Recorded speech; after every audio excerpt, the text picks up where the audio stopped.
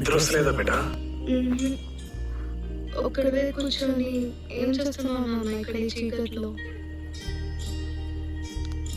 ఆడున్నాడు చూడు మీ తాత, ఆయనతో మాట్లాడుతున్నా. ఏం మాట్లాడుతున్నావు? నీ కష్టమో పుణ్యమో ఇప్పుడు దాకా మేము చల్లగా బతికినాం. అట్లనే మా పిల్లలు కూడా చల్లగా చూడమని అడుగుతున్నా.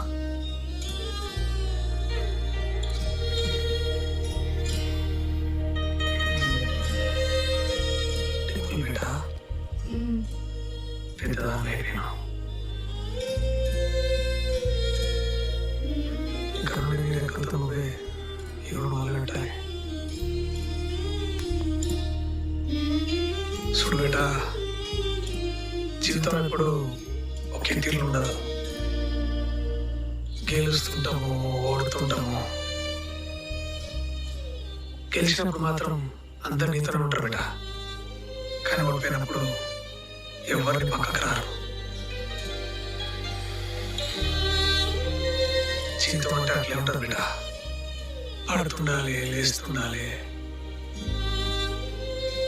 కానీ ఒక మాట మాత్రం గట్టిగా యాదించుకో. రేపు పొద్దుగాల నువ్వు నాతో ఉన్నా లేకపోయినా, అసలు ఈ దునియా మొత్తం నిన్ను తప్పన్నా,